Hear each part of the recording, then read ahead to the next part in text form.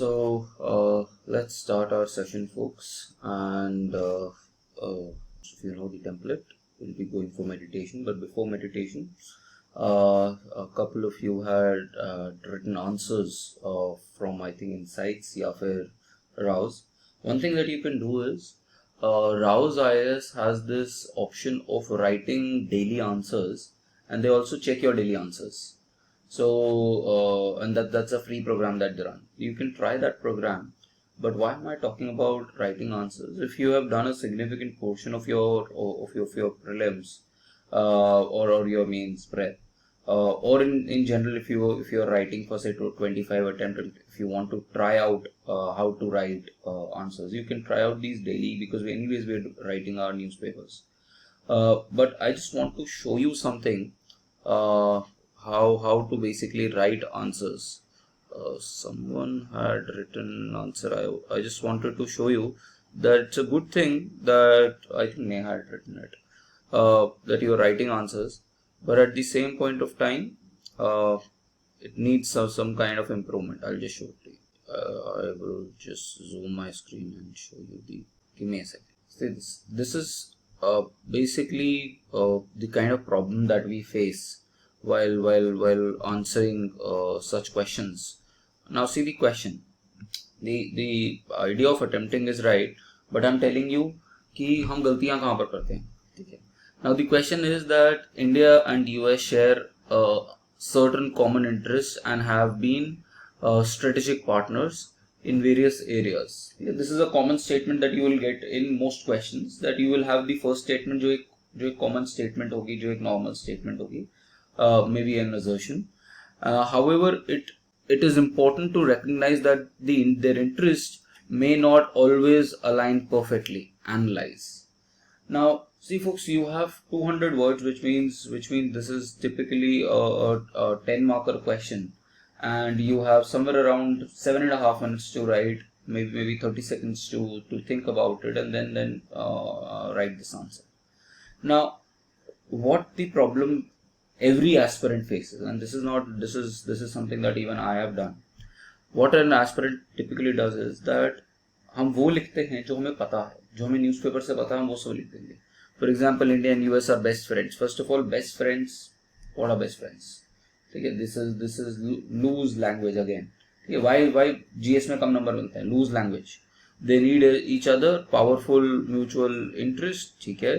And then Indian market चाहते हैं, वो capital market जाते हैं, something that you picked up from the yesterday's newspaper. That's okay.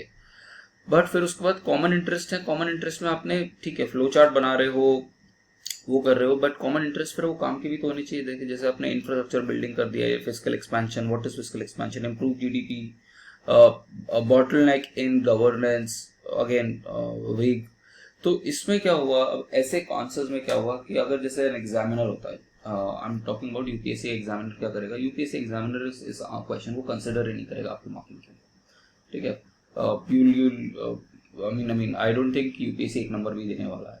क्यों? क्योंकि सपोज मैं आपसे पूछ रहा हूँ आपका नाम और एड्रेस क्या है, आप ये बता रहे हो कि मेरा कॉलेज कहाँ पर है, तो this is typically answering this. तो कई बार क्या होता है, जैसे मैं स्टैटिस्टिक्स में भी बोलता हूँ ये चीज़ कि one of the toughest subjects that I teach, and I say that अगर आपने उस मैथ्स के क्वेश्चन को, स्टैट्स के क्वेश्चन को सिंपल हिंदी में कन्वर्ट करके उसको आंसर कर दिया, तो you know, are you answering the demand of the question? The demand of the question is there are certain common interests. तो सबसे पहले तो आप common interest वाले areas निकाल लो ना, कि ये areas है कि हाँ हमारे strategic interest Indo Pacific area को लेके हैं, हमारे इंटरेस्ट हैं कि हमारे जो सेमीकंडक्टर हैं और ये जो ग्लोबल सप्लाई चेन्स हैं टेक्नोलॉजी की, उसके लिए ठीक है, हमारे इंटरेस्ट मैच कर रहे हैं आज की डेट में डिफेंस को लेके, क्योंकि उनकी इंडस्ट्री और हमारी इंडस्ट्री को लेके, इकोनॉमी को लेके, जियो इकोनॉमिक्स को लेके.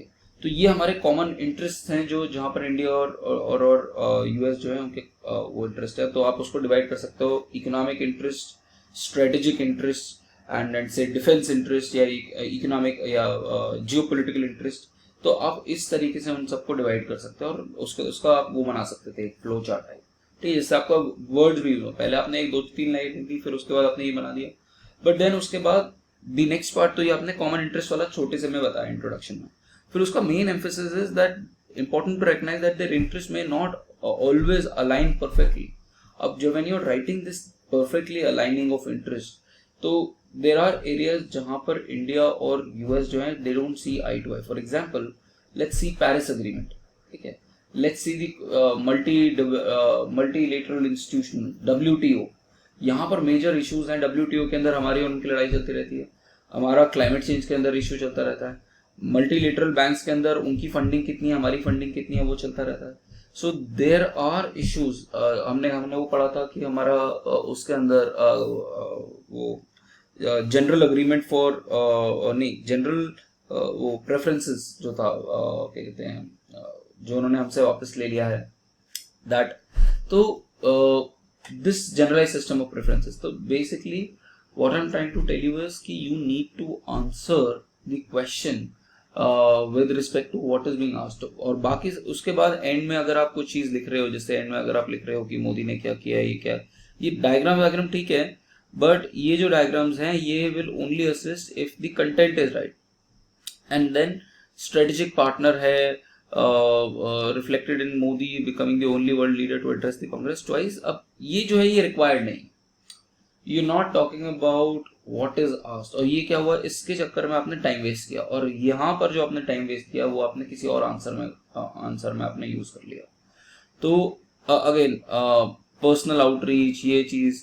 और जैसे अगर आप कहते हो कि हमारा जो कॉमन इंटरेस्ट है वो डायस्पोरा का भी कॉमन इंटरेस्ट है, इंडस्ट्री का भी वो कॉमन इंटरेस्ट है, तो take 10, 15, 20, 30 seconds, 45 seconds also to think about an answer before writing that out. Am I writing what is required?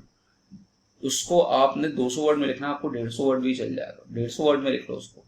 Save time, just write correct things. And end में अगर आपने एक दो स्टेटमेंट लिख दिया which is relevant as well, and जो question को wrap up भी अच्छे से कर सकता है, जो आपने बेसिकली एक समरी दे दी 2 लाइनों के अंदर, एक कोटेशन दे दिया कुछ उसके अंदर, क्या कहते हैं, अच्छा एक और इशू, इंटरेस्ट में मे नॉट अलाइन. रशिया वाला जो ऑयल हम खरीदते हैं, वो रशिया, हमारा जो ओवर एम्फेसिस है डिफेंस पे रशिया के ऊपर. सो हमारे तो ये जो टॉपिक्स ये आपने जो है उसको आपने पूरा समराइज करके एंड में लिख दिया. That is what we require. So I hope this is a very good attempt that people are writing. I am very happy that you are writing, but my effort is not to say that don't write. My effort is कि to highlight you कि कहाँ गलती हो रही है और उस गलती को ठीक करना है. That is more important. और once you start to understand कि अच्छा this is how I need to progress with answer writing, be it any topic, ठीक है, आप रोज एक आंसर लिखना शुरू करो. आपके पास अगर टाइम मिल रहा है तो रोज एक आंसर लिखो. धीरे धीरे you will improve. You don't even need to time yourself. 20 minutes में आंसर लिखो. धीरे धीरे आपको जब मेंटल स्कीमा बैठेगा then you will improve. And again going back to Pratibha's और प्रतिभा ने जो किया और जो मैंने नहीं किया, ये डिफरेंस है. Writing, I did not ever write and she was always writing. तो आंसर राइटिंग के ऊपर काफी एम्फेसिस देना है, स्पेशली अगर आपके पास टाइम है करंट अफेयर्स के बाद एंड में. I hope you are able to understand what I am trying to say. ठीक है, convert the question into you can send it to me Khushi, but जरूरी नहीं है कि मैं 100% कर पाऊँ, but I try my best. ठीक है. सो क्वेश्चन देख के क्वेश्चन को हिंदी में सोचो और सोचो कि क्या मैंने उसको लिखा है, जो मैंने पूछा है वो लिखा गया है कि नहीं लिखा गया. नहीं लिखा गया तो आपको 0 मिल रहा है उसमें क्वेश्चन. बिल्कुल UPSC is very strict about it, और मैक्सिमम मार्क्स जो होता है वो 60-70% से ज्यादा मिलेगा ही नहीं, चाहे कितना भी अच्छा आंसर लिखे. So with this, let us start our meditation, folks, and then we'll meditate for 10 minutes. The idea is to keep a good check on your breath, and you can count as well. You can use music just in case if you want to use music. We'll meditate for 10 minutes and then we'll go for our journey. Let's start, folks. For newspapers. Now we'll be covering yesterday's newspaper. First, the Indian Express. Now in the Indian Express, what we need to cover, let's see. First thing, PM starts state visit to US, stronger together in meetings, shared stronger together in meetings, shared challenges. So basically this is the first state visit. देखो, there's a difference between visit and addressing or state visit. This is the first state visit that he's doing. ठीक है. We had I think earlier talked about what is a state visit. If you don't know, you can probably search it around that. What is this state visit? Then China has blocked. This is another area where जैसे हमने India US का relationship के बारे में बात करी. You also need to know about India-China relationship. Where are the areas of cooperation? Where are the areas of conflict? And where are the areas of competition as well? ठीक है. So ये एक major area है where China keeps on blocking our जो global terrorists जो हम जो India और यूएस ग्लोबल टेररिस्ट डिक्लेयर करना चाहते हैं. China keeps on blocking them, especially especially because of its the kind of fair weather friendship that it has with, or the kind of all weather friendship that it has with this thing with Pakistan. So this is Sajid Mir is one of the plotters for the 9/11. So Sajid Mir is one of the plotters for 9/11 and 26/11, and he's again, China has blocked the move to blacklist him from this thing UN. ठीक है. तो UN का ये you have these 1267 Al-Qaeda sanctions committee of UN Security Council. So once this is there, then the restrictions on global transfer of assets and और ये सारी चीजें movement जो है ये सारी restrict हो जाती हैं. So this is an important area where there is a huge conflict. Then we have already talked in the last few months. We have talked about that services. याद है जो लोग पुराने services के बारे में बात करती. सुप्रीम कोर्ट जजमेंट आया था 12th of May को with respect to who controls services in case of Delhi's governance. देखते हैं दिल्ली के लिए services जो है it's in the control of the Delhi government. But to counter that, the central government had brought about this new committee through an ordinance, National Capital Civil Services Authority, through an ordinance. ठीक है. So I also want you to go through, अगर आपके पास time है तो एक बार आप ordinance वाली पावर्स जो है प्रेसिडेंट की वो देख सकते हो. प्रेसिडेंट का चैप्टर उठाओगे, उसके अंदर ऑर्डिनेंस मेकिंग पावर देखोगे उसके अंदर कि कैसे कैसे ऑर्डिनेंस बना सकते हैं, ऑर्डिनेंस कब दी जाती है. और ऑर्डिनेंस यूजुअली एक डीसी वाधवा केस है 1990s का, जिसमें बोला जाता है कि ordinance the route to make laws through ordinance should only be there if there is an emergency, if there is no other contingency, then you should make it. But it is not constitutionally proprietary to go for ordinance. And in this case, this is a pure failure of governance. जहाँ पर आपने ordinance निकाला है just to counter a Supreme Court judgment. So you can talk about such things कि ऐसे हमारी democracy का decline हो रहा है through this. And अगर आपको history देखनी है तो you can search it. What is the history of this particular issue? 2016 से 15 से issue चल रहा है. Who controls services in case of India? When I say services, तो ट्रांसफर कौन करेगा ब्यूरोक्रेट्स को? वो पावर जो है वो लेफ्टिनेंट जनरल के पास रहेगी, वो ब्यूरोक्रेट्स के पास रहेगी कि वो सेंट्रल गवर्नमेंट के पास रहेगी कि वो इलेक्टेड रिप्रेजेंटेटिव्स के पास रहेगी, which is the Kejriwal government that is there. So this is one thing. Then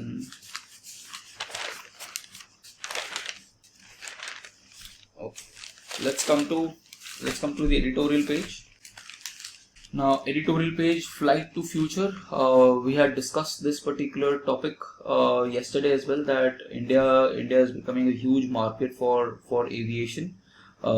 इससे पहले 470 एयरक्राफ्ट मैंने बताया था कि न्यूज़पेपर में एरर है.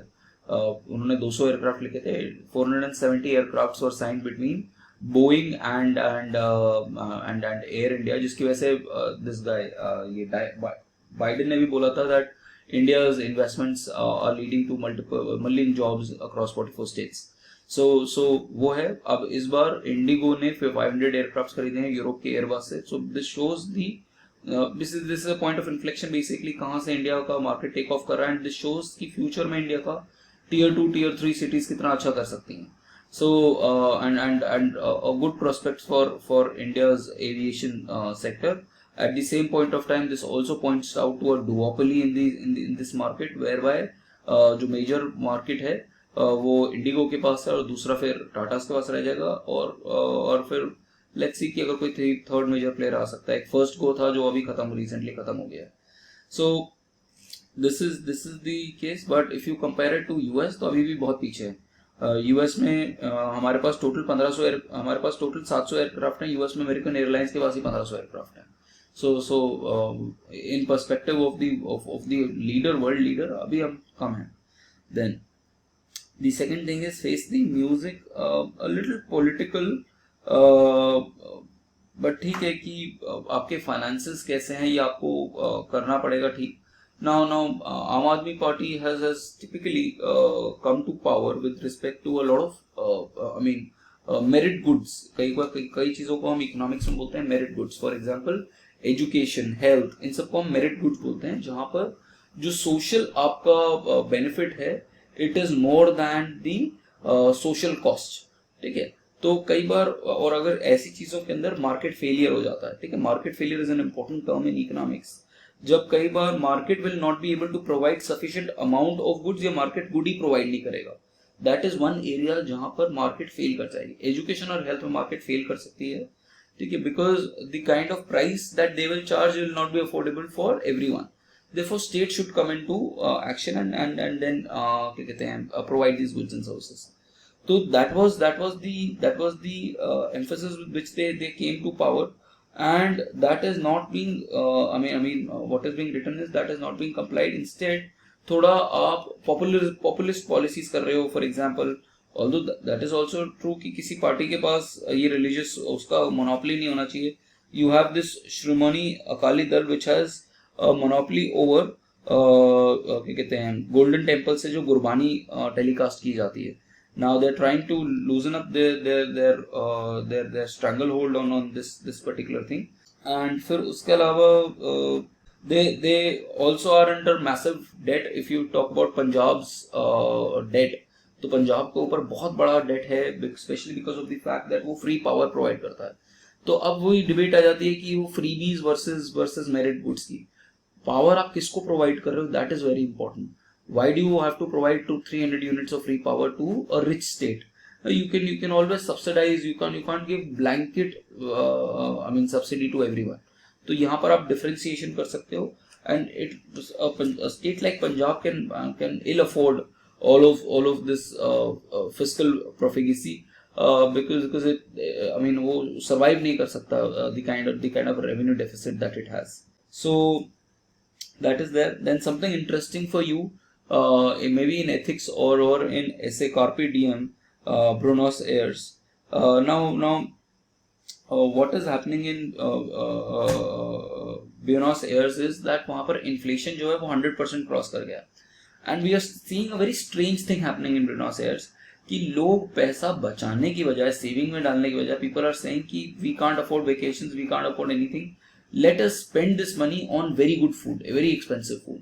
So जहाँ पर कोई इकोनॉमिक लॉजिक बिल्ट नहीं है, तो वो यहाँ ट्राइंग टू टेल यू कि कई बार लोग इकोनॉमिक लॉजिक से काम नहीं करते हैं. And this is something that you can use in your essays as well. कई बार कि people at times are driven by what is in current, मतलब अभी करंट कंजम्पशन पे, करंट चीजों पे फोकस कर रहे हैं कि you don't know what is there in future. And this is also related to, अगर किसी का फिलोसफी ऑप्शनल है तो एक चरवाका की फिलोसफी है. ठीक है. अगर I would also urge you to read through certain philosophies. तो एक चरवाका स्कूल ऑफ थॉट है जो बेसिकली कहता है करंट कंजम्पशन के ऊपर कि करंट ग्रेटिफिकेशन कर लो. किसको पता कि कल क्या होने वाला है. So that kind of a philosophy अगर कहीं आपको लिखनी हो तो this is a good thing. Carpe Diem is basically the philosophy which was and you can write them down in your essay as well, by a Roman poet Horace, who wrote that it is basically understanding that it is far better to trust here and now than the unknowable future. ठीक है. And people are spending huge amount of money on their food, with poverty as well. Poverty जो है वो 40% पहुंच गई है. So this is one I would say economic anomaly that is happening in Germany, in Argentina. And एक बार Argentina का map देख सकते हो आप. Argentina is one of the biggest producers of meat in the world. ठीक है. तो एक बार देख सकते हो अर्जेंटीना में कौन कौन सी ग्रास पे कौन सी वो एक अल्फाफा ग्रास होती है जिसपे ये क्या कहते हैं कैटल ग्रेस करती है, और इसका मीट बहुत फेमस है क्या कहते हैं अर्जेंटीना का. चलो फिर उसके बाद write down your this thing quotation, और कोटेशन मैं इसी से भी लिंक कर सकता हूँ। वर्ल्डली वाइज कोटेशन है, forever is composed of knows, ठीक है, Emily Dickinson, forever is composed of now. अब ऐसे जो ऐसे, अगर सपोज आपके पास ऐसे ऐसा ऐसे आ गया, तो अब this is completely open to you folks, this is completely open to you कि आप कैसे लिख रहे हो। एक तरीका जो लिखने का है वो एक आईएएस ऑफिसर है 2014 बैच का, मैंने पहले भी बताया, डीके बालाजी। डीके बालाजी ने काफी सारे वीडियोस डाले हुए हैं इनसाइट्स के ऊपर यूट्यूब पे, you can watch those videos, जो वो बताता है कि कैसे ऐसे लिखना है। उस तरीके की उसके टाइम पे ऐसे अलग होते थे, आज अलग होते थे, बट वो फिलोसफी अभी भी मैच होती है। For example you have to ऐसे चीजों के ऊपर, क्योंकि ये फिलोसफिकल है, you can have both ways. आप बात कर सकते हो प्रो की, कि हाँ फॉरएवर जो है, फ्यूचर जो है, इट इज कंपोज्ड ऑफ, आज जो मैं एक्शन लूंगा, I mean it is going to help me in future, you can relate. अगर आप ऐसे ऐसे लिख रहे हो तो आप अपनी प्रेप के ऊपर लिख सकते हो, why can't you write your own prep ki I am taking whatever action that I am taking, or the action that I have been taking for the last 2 years is going to give me a return for the next 40 years and probably lift my generation as well. So that you can write something about climate change, कि climate change में आज जो आप action लोगे वो अर्थ का future determine करेगा। आप ग्रोथ के ऊपर बात कर सकते हो, आज अगर आप अपनी कंजम्पशन को कम करोगे, इन्वेस्टमेंट करोगे और कैपिटल एक्सपेंडिचर में पैसा डालोगे, फ्यूचर में इंडिया का ग्रोथ ज्यादा होगा। But at the same point of time आप उल्टा भी कर सकते हो, जिसमें आप ये कार्पे डिएम का एग्जांपल दे सकते हो। आपको नहीं पता कि आगे क्या होगा, कोविड के टाइम पे आपको नहीं पता कि आगे क्या होगा, ठीक है, your current is more important. तो I am just trying to tell you कि how to approach an essay which is philosophical. आपके पास पूरा कैनवस है, आपने जितनी जीएस पढ़ी हुई है, जितना ज्यादा आपका एक्सपोजर रहेगा पढ़ने का, और इसीलिए प्रॉब्लम होती है कि जब आप सर विजन की मैगजीन पढ़ के चले जाते हो, क्योंकि आपका एक्सपोजर ही नहीं है पढ़ने का। जब आपका एक्सपोजर ही नहीं, जब आपने सुधा मूर्ति की किताब नहीं पढ़ी, जब आपने कलाम की किताब नहीं पढ़ी, जब आपने और नॉन फिक्शन नहीं पढ़ा, you will find that trouble कि अच्छा मैं और कहाँ से लिख सकता हूँ। तो आपको कैनवस अपना वाइडन अप करना है, और किसी भी कैनवस से कहीं पर भी कोई भी चीज डाल सकते हो उसमें, and that is what the examiner is looking for. 800 word आपके पास है, क्या 800 वर्ड में can you dazzle the examiner in terms of your breadth of knowledge, not कि आपकी इंग्लिश बहुत फैंटास्टिक होनी चाहिए, बट आपकी ब्रेथ ऑफ नॉलेज, और आपका दोनों साइड जो है वो इस पर्टिकुलर टॉपिक के आप आर्ग्यू कर सकते हो, ठीक है। तो एक रिफ्लेक्टिव ऐसे आपको लिखने की जरूरत होती है। एंड मैंने आपको पहले बताया, आईएएस बनना है तो 4 चीजें दिखनी है। 4 चीजें कौन सी हैं? Optional paper number 1, optional paper number 2 ऐसे और एथिक्स, यहीं पे आप आईएएस बनते हो। पेपर नंबर 1, 2 और 3 में सबके सेम नंबर है, hardly difference is not much. वहां पर ऐसे में 70 भी आ सकते हैं और 140 भी आ सकते हैं, 150 भी आ सकते हैं, 160 भी आ सकते हैं ऐसे में। और एथिक्स के अंदर आप can get 140, 150 as well, and you can get 50, जैसे मेरे लास्ट में 51 मार्क्स आए थे, ठीक है। Then you can in your this thing optional you can get somewhere around 300. If you get 600 marks here, 150, 150 at 580, 570 अगर आपके इसमें आ गए इन 4 पेपर्स में, 300 and 280 कह रहा हूँ यहाँ पर, you are definitely getting into the IAS, और कोई सर्विस नहीं मिलेगी, सीधा IAS मिलेगा। So that's why I'm saying कि इसको इग्नोर मत करो। थोड़ा सा चाहे लिखो मत, बट अगर आप कोई ऐसे कोई टॉपिक उठा रहे हो तो हफ्ते में 1 या 2 बार उसके ऊपर एक ब्रॉड ओवरव्यू बना लो कि अच्छा ये पॉइंट्स मुझे आ रहे हैं। वैसे भी आपको ऐसे लिखने के लिए आपको 15 मिनट तो आपको वैसे ही सोचने मिलेंगे। Think about it and then write down these pointers. Then making of a high point, again ये क्रिटिकल एनालिसिस, प्रताप भानु मेहता को कुछ प्रॉब्लम रहती है सरकार के साथ में, तो वो हमेशा इसी तरीके से आर्टिकल लिखता है। एक वो आर्टिकल कॉम्प्लिकेटेड लिखता है, मुझे इसके साथ ये इशू है कि उसका आर्टिकल पढ़ने के लिए बार मुझे इधर से उधर जाना पड़ता है कि this language is usually tough. So if you want to improve on your language, you can read this. You'll not find it very reader friendly. Okay, but at the same point of time, it's kind of it's basically kind of a critique कि India US relationship जो है वो उसके अंदर asymmetry है of US is offering and it may not last because of the fact कि वो कह रहे हैं कि यूएस का अभी करंट इंटरेस्ट इंडिया के अंदर है, बाद में शायद से ना हो। तो this is the article that this talks about, but I mean मुझे मजा नहीं आया आर्टिकल पढ़ के, तो इसलिए up to you whether you want to read it. What I'm more interested is in this new asana. तो इसमें ICCR के बारे में पढ़ना. ICCR is Indian Council of Cultural Relations. I think किसी का mic on है. So Rakshita, your mic is on. So when we talk about this particular article, तो योगा के बेनिफिट्स बताए हुए हैं और योगा का स्टैंडर्डाइजेशन के ऊपर भी बात हो रही है. तो योगा के बेनिफिट्स और योगा के क्या कहते हैं, अब this is our soft power force. कई बार होती है हार्ड पावर, जैसे मिलिट्री हो गया, डिफेंस और योर इकोनॉमिक्स, ये सारी हार्ड पावर्स हैं. But then you have the soft power, आपकी स्पोर्ट्स, आपकी कल्चर. तो ये बहुत इंपॉर्टेंट चीजें हैं. And this is major area जहां India is recognise, is making itself global in its soft power of yoga. और उसमें ICCR का बहुत बड़ा रोल है. तो read about this organisation. This comes under ministry of external affairs. ठीक है, this doesn't I mean usually लोग सोचते हैं कि कल्चर मिनिस्ट्री के अंदर आता होगा. ये एक्सटर्नल मिनिस्ट्री के अंदर आता है. एंड उसके साथ में आयुष और एक्सटर्नल अफेयर्स ने मिलके it has created this holistic nature of yoga. And now WHO भी जो है इसको स्टैंडर्डाइज करने की कोशिश कर रहा है, the yoga training. Then Bureau of Indian Standards. अच्छा, सेकेंड कॉलम के अंदर last paragraph, read about Bureau of Indian Standards. What does it do? It is under ministry of Consumer Affairs. ये एक स्टार रेटिंग देता है. I want you to read about this star rating because आज से कुछ साल पहले तक ये कई बार एक दो बार इन्होंने क्वेश्चन पूछे हुए स्टार रेटिंग के अंदर कि what, how does it give star rating, कौन से प्रोडक्ट्स को देता है. तो एक बार इसको देख लेना. What is bureau of industrial standards, how does it work. और ये जो है ये यहाँ पर योगा के सारे जो एक्सेसरीज हैं उसको भी रेटिंग दे रहा है, उसके ऊपर बात की गई. So that's a general article, but important article, folks. Important article. Raja Mohan, no holding back. Now, again, some pointers. अब आपको जब आपने इतने सारे आर्टिकल्स इंडिया US के ऊपर पढ़ लिए, तो now you can write down कि हमारे इकोनॉमिक जो कोऑपरेशन है वो कौन से हैं. फॉर एग्जाम्पल हम चिप 4 के अंदर, रिमेंबर हमारा पिछला आर्टिकल चिप 4 के अंदर हम कोऑर्डिनेट करना चाह रहे हैं, जहां पर हम ग्लोबल सप्लाई चेन का पार्ट बनना चाह रहे हैं. IPEC, इंडो पैसिफिक इकोनॉमिक जो हमारा कोऑपरेशन है, उसके अंदर जो 4 वो पिलर्स हैं, ठीक है, उसके अंदर हम कोऑपरेट कर रहे हैं. ट्रेड के ऊपर हमें डिस्कशन चल रहा है. देन स्ट्रेटेजिक रिलेशन के अंदर हमारे मल्टीपल स्ट्रेटेजिक रिलेशंस हैं. I2U2 हो गया, क्वाड हो गया. These are strategic relationship, geo strategic relationship जहां पर हम पार्टिसिपेट कर रहे हैं. एंड कई एरियाज होंगे. तो अगर आपने ऐसा डायग्राम बनाया कि कई एक इकोनॉमिक एक स्ट्रेटेजिक है, तो कई एरियाज जो होंगे कॉमन होंगे. For example initiative for critical and emerging technologies, वो इकोनॉमिक्स का भी पार्ट है, वो स्ट्रेटेजिक का भी पार्ट है. ठीक है.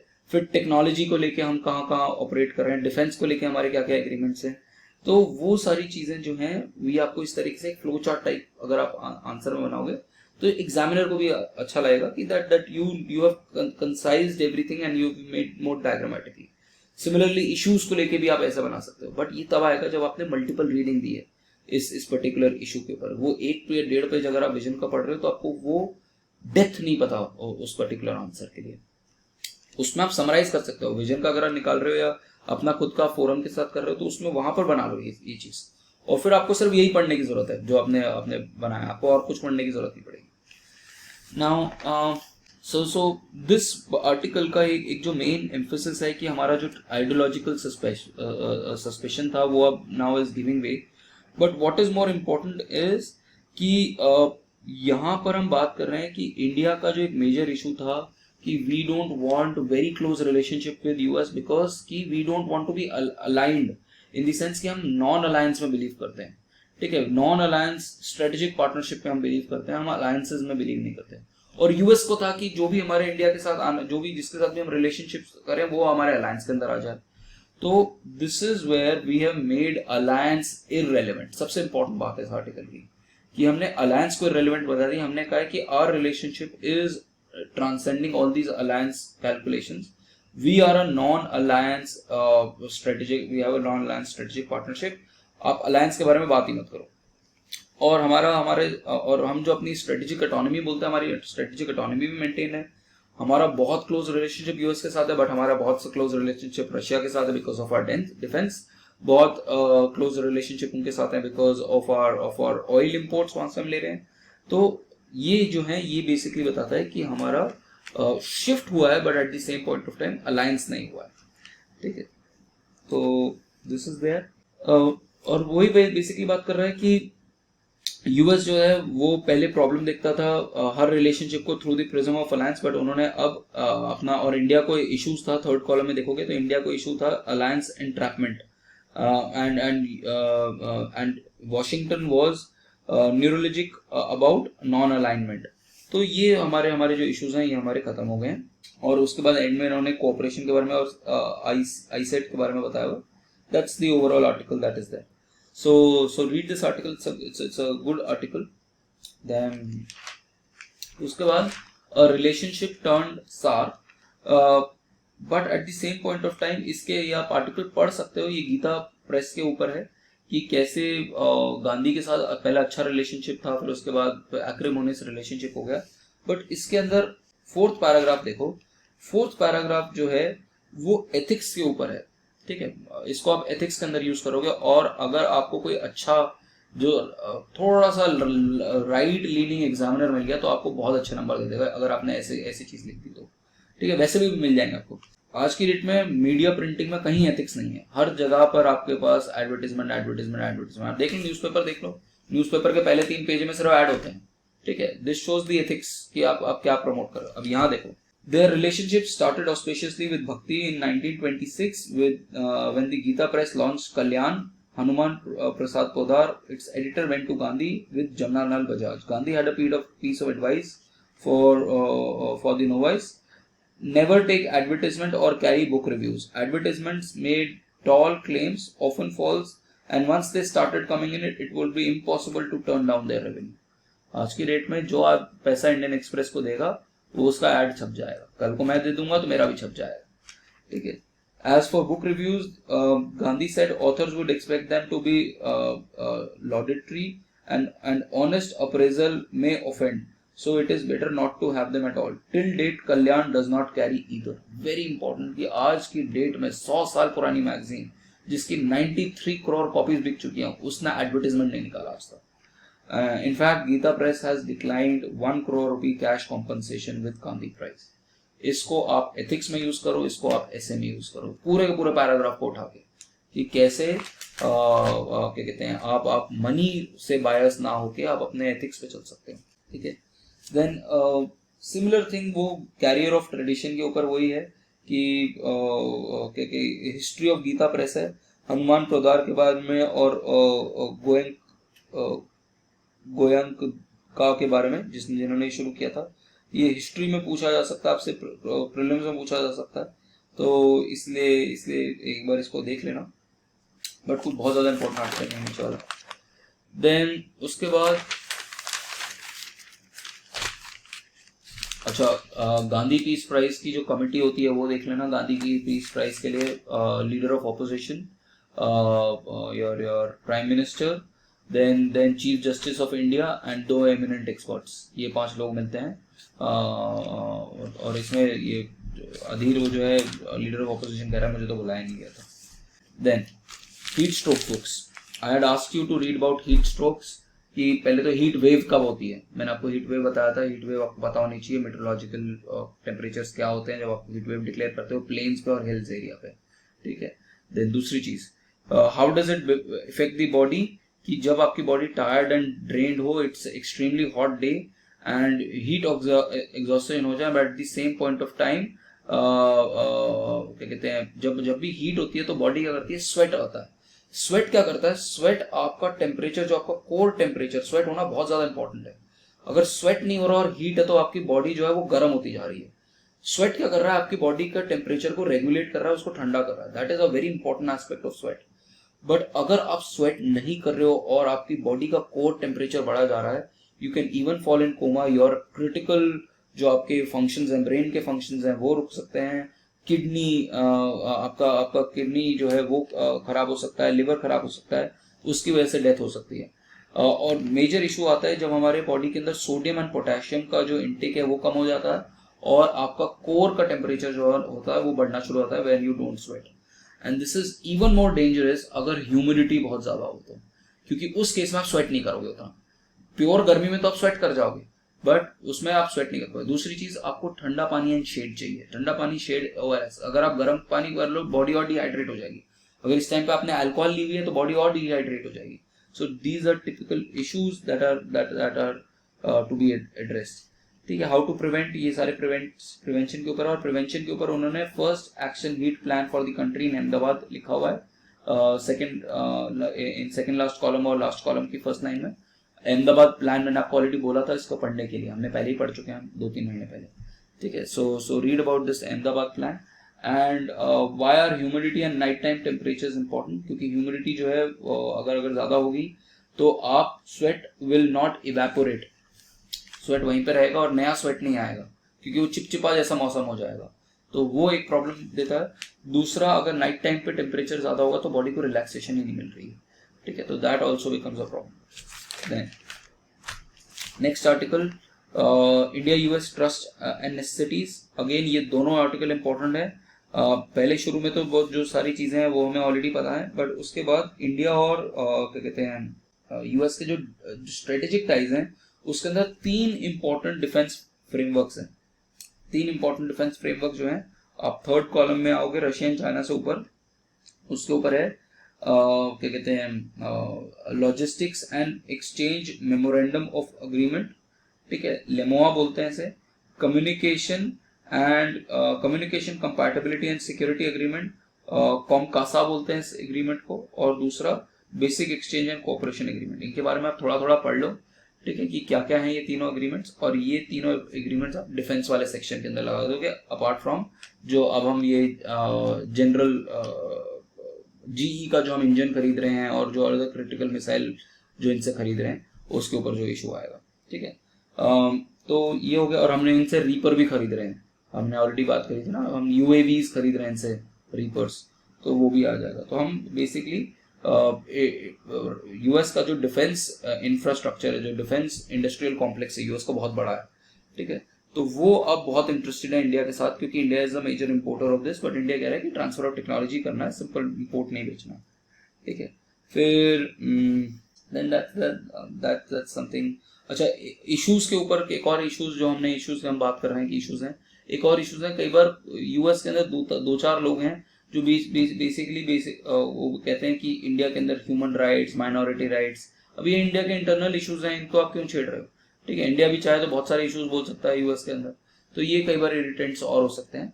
तो हर रिलेशनशिप, हर कंट्री के रिलेशनशिप के ऊपर आप वही लिखोगे, कोऑपरेशन के कौन कौन से हैं, क्या कहते हैं कंपटीशन के कौन कौन से हैं, कन्फ्लिक्ट के कौन कौन से हैं, पीपल टू पीपल कौन से हैं, इकोनॉमिक रिलेशनशिप्स कौन कौन से हैं। तो इस तरीके से you make a kind of a chart for each major player. ठीक है, जो हमारा है। और इंडिया और यूएस से इंपॉर्टेंट तो कुछ है, India US, India China, India Pakistan, India Russia, ये तो कुछ मेजर प्लेयर्स हैं, इनके साथ हमारा रिलेशन बहुत अच्छा है। Then at Bonn climate meet, old conflict some forward movement. अब बेसिकली बोला जा रहा है यहाँ पर कि करंट जो प्रोजेक्शन है CO2 इमिशंस का, उसके हिसाब से अभी हम 2025 में हम 53.4 billion tons of carbon dioxide equivalent emit कर रहे हैं। और अगर हम सेम पाथ पे चलते रहें तो हम 52.4 पे पहुंचेंगे। अगर हम इसको रिड्यूस करें बाय 1.5 डिग्रीज तो हम इसको 30 पे करना पड़ेगा। और अगर हम इस पे करें, क्या कहते हैं 2 डिग्री पे, तो 38.4। But what we are trying to say is कि हमने 2019 के बाद बोला था कि 2019 से हम इसका इमिशन जो है कम करना शुरू कर देंगे। बट 2019 में 52.6 था, आज 53.4 है, which basically means कि instead of reducing it we have been increasing it अभी भी।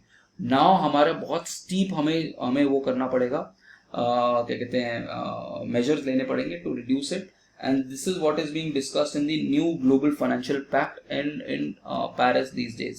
ठीक है, how to do it। और GST में आपको ऑलरेडी बता दिया कि GST के ऊपर बहुत ज्यादा बात होगी, ग्लोबल स्टॉक टेक के ऊपर। और वेरी इंपॉर्टेंट, बहुत ही अच्छी चीज है, जब आप क्रिटिकल एनालिसिस लिखो ना तो ऐसी चीज क्रिटिकल एनालिसिस में आती है। डेवलपिंग कंट्रीज क्या कहते हैं, डेवलपिंग कंट्रीज कहते हैं कि यार हमारी रिस्पॉन्सिबिलिटी इतनी नहीं है, it is the developed countries, जो टॉप 12 कंट्रीज हैं, उन्होंने मेजर पोल्यूशन किया है। ठीक है, बट इसका आप क्रिटिकल एनालिसिस कैसे कह सकते हो? उनको एनेक्स 1 कंट्रीज बोलते हैं। 1992 की जो ये कंट्रीज हैं, जस्ट 1992 की ये जो कंट्रीज हैं, इनको हम एनेक्स कंट्री, एनेक्स 1 कंट्रीज बोलते हैं। रिच कंट्रीज जिनको हम बोलते हैं कि इनके ऊपर ज्यादा बर्डन होना चाहिए, क्या कहते हैं जिसको हम बोलते हैं ना CBDR, common but differential responsibilities. तो इनकी ज्यादा डिफरेंशियल रिस्पॉन्सिबिलिटी। बट अब डेवलपिंग कंट्रीज क्या बोल रही हैं, डेवलप्ड कंट्रीज क्या बोल रही हैं कि हमने तब ये यूज किया था, फॉसल फ्यूल तब यूज किया था जब कोई और अल्टरनेटिव नहीं था। आज के डेट में अल्टरनेटिव अवेलेबल है। दूसरी चीज, since 1992 57% of carbon dioxide emission had come from non-annex 1 countries and 70% of incremental global warming is due to carbon dioxide, methane and sulfur dioxide that has come from non-annex 1 countries. So that means अब non-annex 1 countries ज्यादा कर रही हैं। तो ये आप critical analysis में लिख सकते हो कि ये एक पॉइंट ऑफ कॉन्फ्लिक्ट है कि ये क्या कह रहा है और ये क्या कह रहा है, ठीक है। और इसका डायग्राम बना सकते हो कि ये कहते हैं और ये कहते हैं और ये इनके बीच में कॉन्फ्लिक्ट हो रहा है, ठीक है। so they say that it is not an unambiguous debt, it is an ambiguous debt that they have, ठीक है। और फिर मनी मैटर्स के मैंने आपको नंबर्स बताए थे, कोई भी नंबर्स कुछ याद कर लो। एंड हमने ग्लोबल एमिशन जो है वो 43% बोला था कि we will reduce it from 2019 level, but अभी तक ये बढ़े जा रहा है, 2021 तक तो बढ़ रहा है। So this is the article that is there. Then RBI defends compromise settlement, says lender to exercise discretion. तो ये बेसिकली वही है जो हमने कल मेन आर्टिकल पढ़ा था, उसमें यही था कि criminal liability, this is not prejudicial to criminal liability. Already banks कर रहे हैं इस चीज के ऊपर, बैंक्स को देखना है कि whether they want to do it और not. it is on the bank to basically timely recover the maximum amount that is possible। तो टाइमली है और मैक्सिमम अमाउंट है, तो ये दोनों चीजें के ऊपर बात की गई है। This is what is being discussed. But at the same point of time हमने जो क्रिटिकल एनालिसिस किया था वो क्या था, एक कि मेजरली पब्लिक सेक्टर बैंक से इनके ऊपर पॉलिटिकल प्रेशर आ सकता है। दूसरा कि आरबीआई की जो पॉलिसी है कि आप स्टेक होल्डर से आप पूछोगे कि this is the policy that we are launching, did you follow that procedure not, why did you not follow it, ठीक है। फिर उसके अलावा report by G20 on multilateral development banks. अब इसके दो पार्ट्स आएंगे, बट इसका जो लास्ट कॉलम है वो बहुत इंपॉर्टेंट है। Multi development banks are estimated to require $1 trillion per year for sustainable development, half of which will come from multilateral development banks and half of which will come from domestic resources। तो but आज की date में सिर्फ जो ये banks हैं ये सिर्फ 120-122-25 बिलियन डॉलर दे पा रहे हैं। वी नीड टू सी कि how to take it to 0.5 trillion, कैसे मल्टीलेटरल डेवलपमेंट बैंक्स के पास पैसा हो so that they can fund these I mean whatever innovations, whatever sustainable development goals that we need to fulfill। So this is another thing। Then ये हो गया आपका।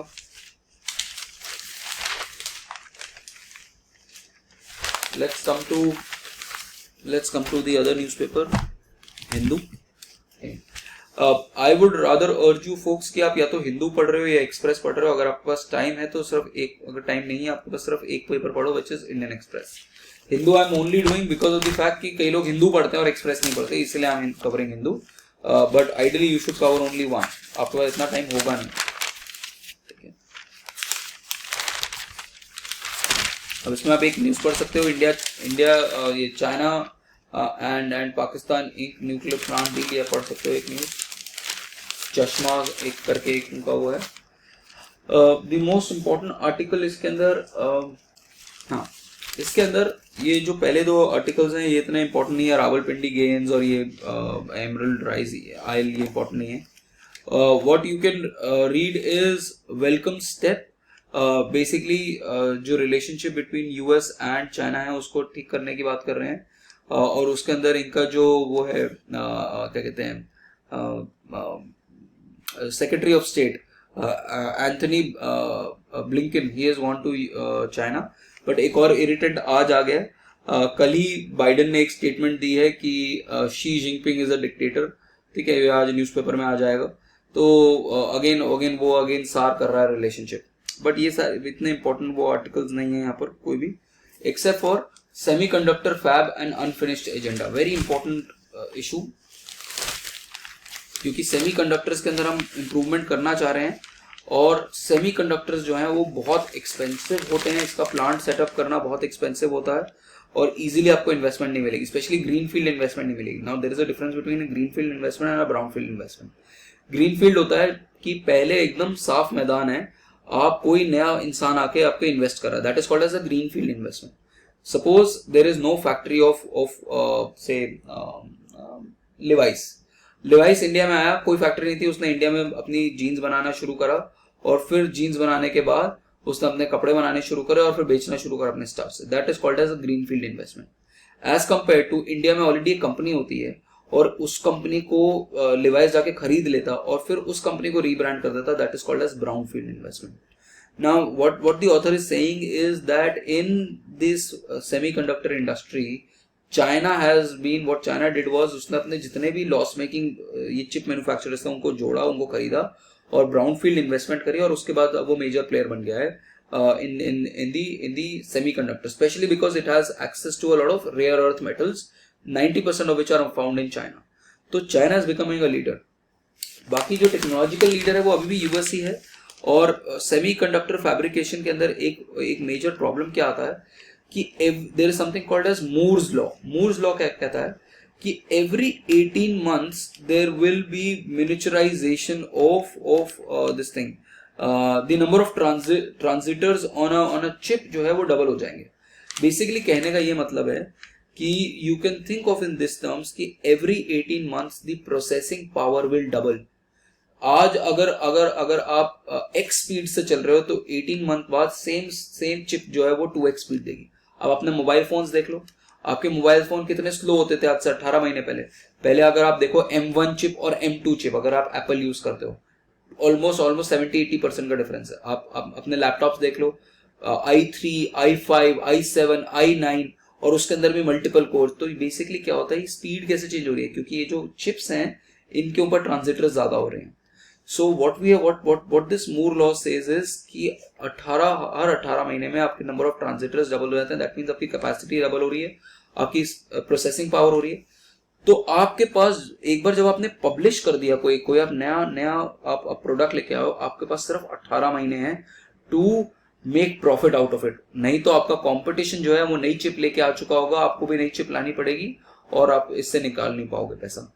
तो it is very very difficult industry to survive, जहां पर आपको state of art technology use करनी है, क्लीन वाटर होना चाहिए, क्लीन एनवायरनमेंट होना चाहिए चिप मैन्युफैक्चरिंग के लिए, बहुत ज्यादा टेक्निकल लोग होने चाहिए। At the same point of time you should know how to get money out of it within a short span, ठीक है। तो that is the essence। और इसी के लिए यूएस ने इनैक्ट किया था chips and science act 2022। Same European union ने भी करा हुआ है, इंडिया ने भी चिप सेमीकंडक्टर फैब्रिकेशन के लिए $10 बिलियन डाले हुए हैं।